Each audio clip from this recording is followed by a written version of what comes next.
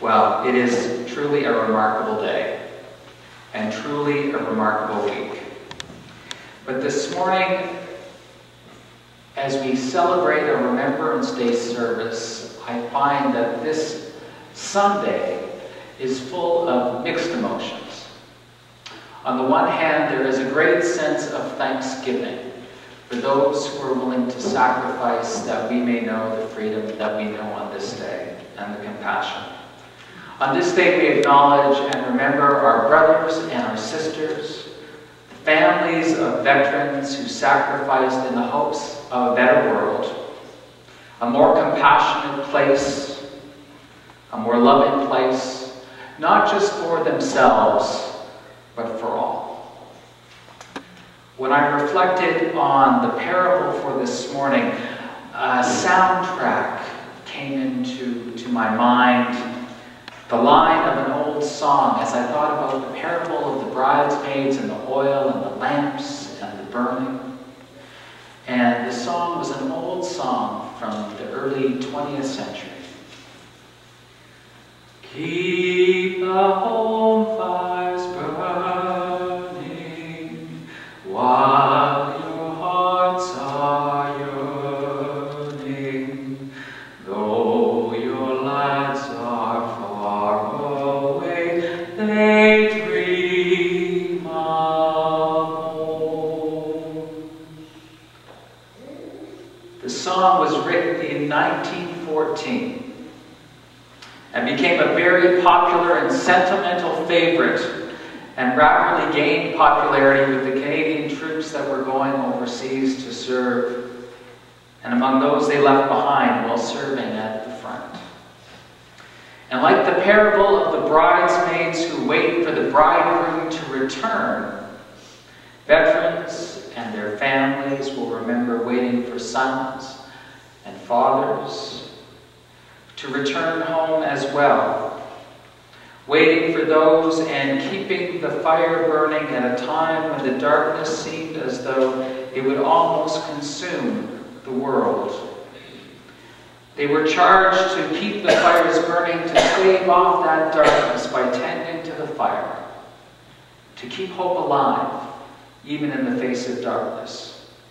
What's rich about this parable this morning and this story that the Matthean community tells, it is so rich in its symbols of light and oil.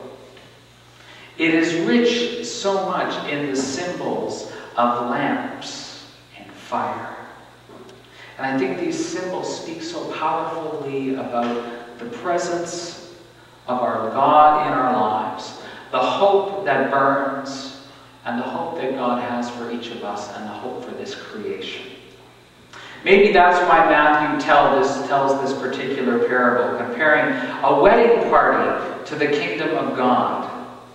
It's a story about a groom that is delayed, with lamps filled with oil, during a difficult time in the church.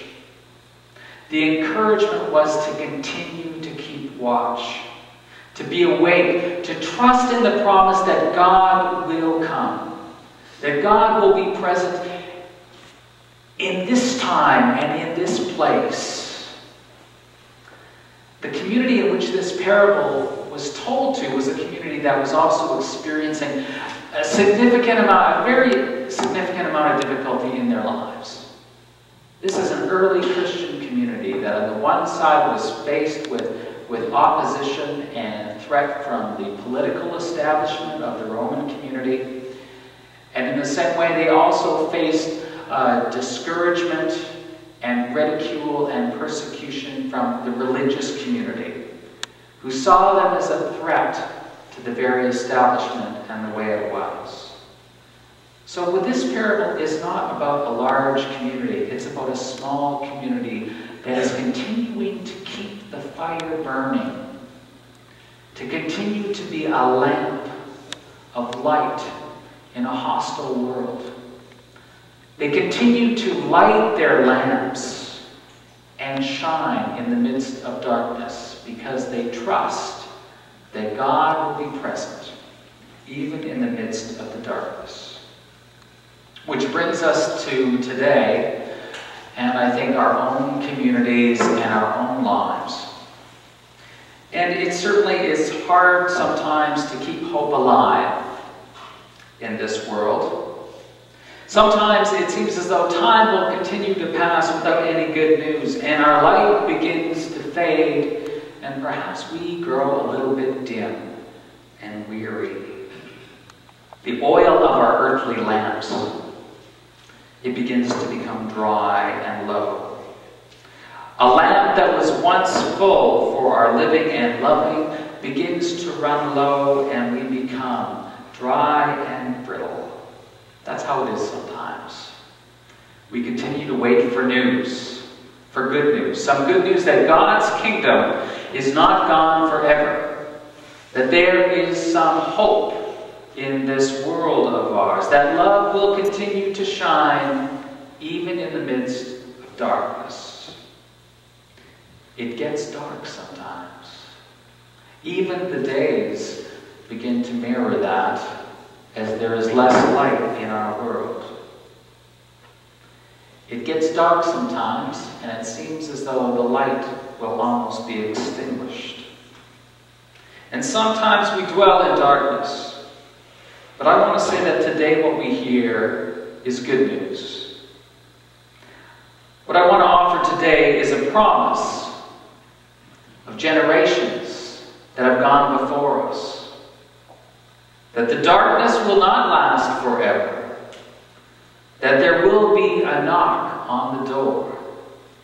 And the knock signifies a new day is going to be emerging.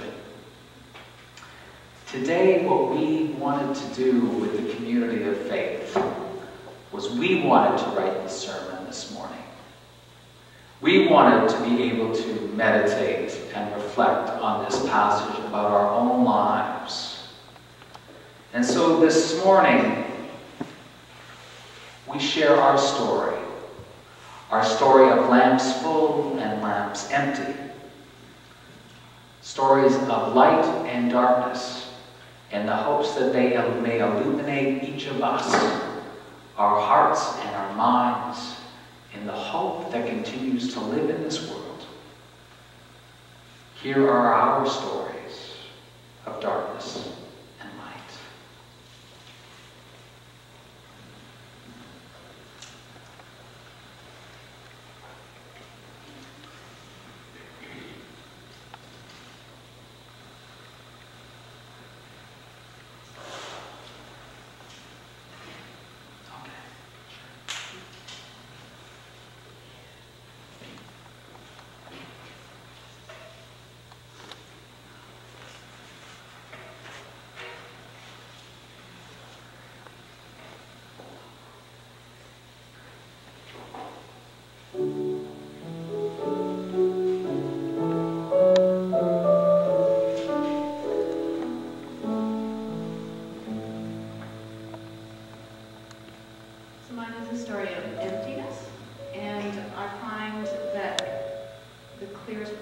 That is the struggle between my faith and religion. And it seems that on the one hand my faith is so strong and the oil is very strong and my fire is constantly burning and reaching for new things. And on the other hand I put it into the framework of religion and I often feel it grow dim. And I worry about how to fit within the framework of a religion that has rules and structures and boundaries. And I see myself feeling like actually both sets of bridesmaids. On the one hand, I have this strong, vibrant oil, and yet on the other hand, I'm kind of out in the dark. And so I work towards it, and I hope that each day